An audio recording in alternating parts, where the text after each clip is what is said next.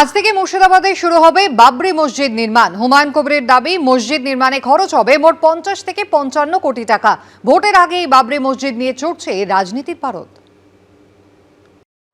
11 ফেব্রুয়ারি বুধবার মুর্শিদাবাদে হুমায়ুন কবিরের বাবরি মসজিদের নির্মাণ শুরু হবে। ইট গেথে আনুষ্ঠানিকভাবে নির্মাণের সূচনা করার কথা রয়েছে সাসপেন্ডেড তৃণমূল বিধায়কের। বঙ্গ রাজনীতিতে কাল এক ব্যতিক্রমী অধ্যায়ের সূচনা হচ্ছে মুর্শিদাবাদের। সেখানে বাবরি মসজিদের আনুষ্ঠানিক কাজ শুরু হচ্ছে। গেট যার 14 মিটার হাইট এবং 5.5 মিটার চওড়া পায়া গেটটা যার আনুমানিক কস্ট গেটটারই হচ্ছে প্রায় 5 কোটি 80 লক্ষ। হুমায়ুন কবিরের দাবি, তার বাবরি মসজিদ নির্মাণে খরচ হবে মোট 50 থেকে 55 কোটি টাকা। টোটাল খরচ আপনার বাউন্ডারি 11 বিঘা জায়গা এবং বাউন্ডারি এবং তার কমপ্লিটলি স্ট্রাকচার ধাঁচা তৈরি হতে 50 থেকে 55 কোটি টাকা খরচ।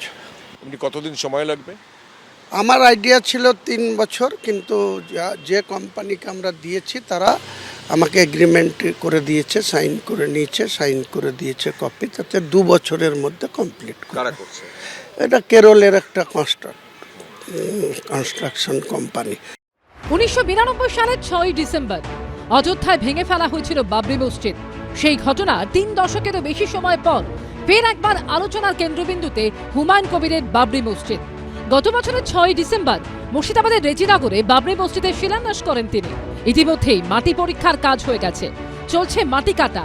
বুধবার নির্মাণ কাজ শুরুর দিন প্রস্তাবিত বাবরি মসজিদের জমিতে হবে নামাজ পাঠ, হবে কোরআন পাঠও। যে পুরো মসজিদ হবে 12,000 মানুষ একসঙ্গে নামাজ পড়তে পারবে। তার সঙ্গে যে বাউন্ডারি যদি প্রচুর ইট পড়েছে, ইট দিয়ে যদি বাউন্ডারি করতাম তাহলে তো অনেক কম খরচে হতো। কিন্তু যারা ডিজাইনটা করেছে এত আধুনিক মডেলের করেছে যে বাউন্ডারিটা চারিদিকের 11 বিঘা জায়গার বাউন্ডারি ওয়ালেই 8.5 কোটি টাকা খরচ হবে এবং সেটা অনেক আধুনিকতম মডেলে, অনেক ডিজাইন। আরও কি অনুদান আসছে? এখনো 10 কোটি পার হয়নি। ভোটের আগে হুমায়ুন কবিরের এই বাবরি মসজিদ এখন রাজ্য রাজনীতির আলোচনার কেন্দ্রবিন্দুতে। যে ব্যক্তি বাবরি মসজিদ ভেঙে দেয়া বিজেপির প্রার্থী ছিল নরেন্দ্র মোদী জিন্দাবাদ বলে, তিনি যখন আবার বাবরি মসজিদ তৈরি করব বলেন, তখন কি সেখানে ধরে নিতে হয় না যে পেছনে একটা কোনো অন্য উদ্দেশ্য আছে? মানুষ সেটা বুঝবেন। বিজেপি কিছু মুখোশের লোককে পুতুল ছেড়েছে বাজারে, যাদের সুতোর টানটা বিজেপির হাতে আছে।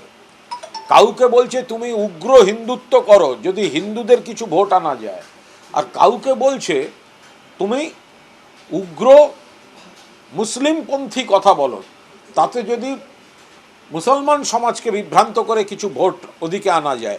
আক্রমণকারী বাবরকে সামনে রেখে তৃণমূল কংগ্রেস হুমায়ুন কবিরের মাধ্যমে একটা সাম্প্রদায়িক উন্মাদনা তৈরি করতে চাইছে, কিন্তু মানুষ তৃণমূল কংগ্রেসের এই অভিসন্ধিকে কার্যকর হতে দেবে না। এর ফলে ভোটে কার লাভ হবে, কার ক্ষতি?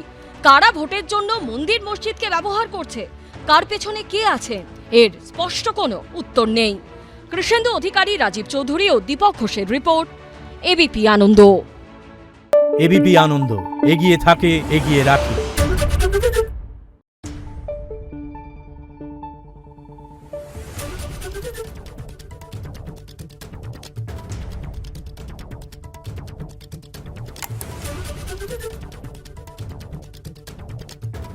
Thank you.